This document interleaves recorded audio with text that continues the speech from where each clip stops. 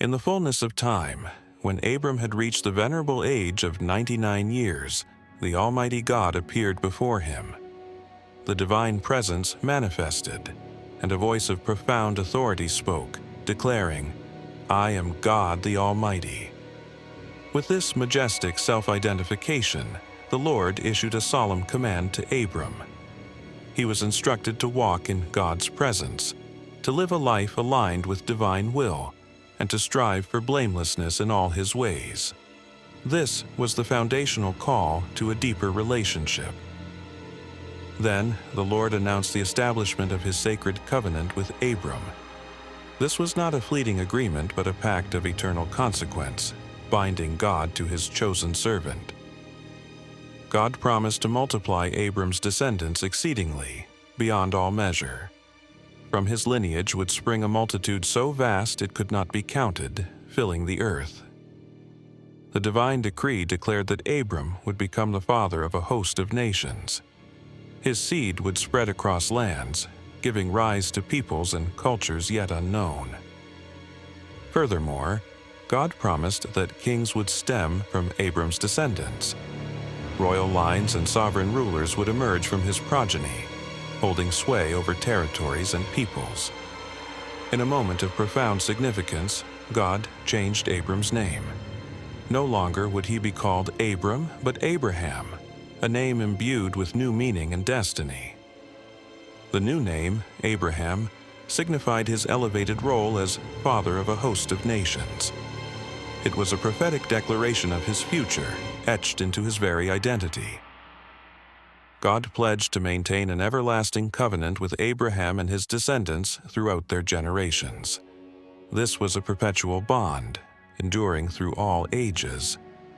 This covenant established God as their God, a unique and intimate relationship. He would be their protector, their guide, and their ultimate sovereign. As a tangible sign of this promise, God granted the land of Canaan to Abraham and his descendants.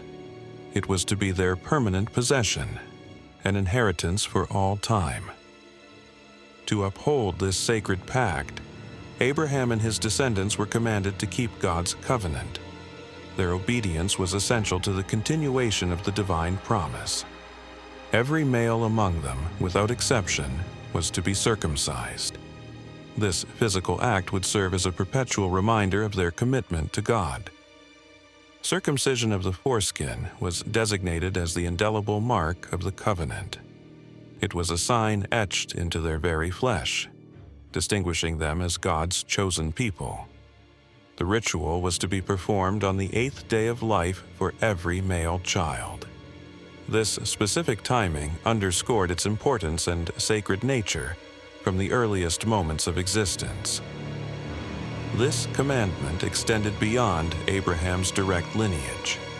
It included houseborn slaves and those acquired with money from foreigners, integrating all within his household into the covenant community. Thus, the covenant would be in their flesh as an everlasting pact.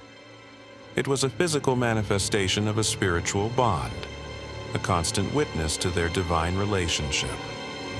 Failure to be circumcised constituted a grave breach of the covenant. Such an act of defiance would sever one's connection to the divine promises and community. An uncircumcised male who neglected this command would be cut off from his people. This signified exclusion from the blessings and protection afforded by the covenant. The divine pronouncements continued, extending to Sarai, Abraham's wife. God changed her name to Sarah, a name signifying royalty and motherhood. God promised to bless Sarah, bestowing upon her a special favor. Her barrenness, a source of sorrow, was about to be transformed by divine intervention. God promised that Sarah would bear a son to Abraham, despite her advanced age. This miraculous birth would be a testament to God's power and faithfulness. This promised son would also be blessed, destined for greatness. From him would arise nations and rulers, continuing the lineage of kings foretold to Abraham. Abraham, upon hearing this, reacted with a measure of human skepticism. He laughed at the prospect, finding it difficult to reconcile with their advanced ages. He questioned how a child could be born to a man of 100 years or to a woman of 90 years. The natural order seemed to defy such a possibility. In his heart, Abraham held concern for his existing son. He asked God to bless Ishmael, hoping for his inclusion in the divine favor. God acknowledged Ishmael, affirming his awareness and care for him.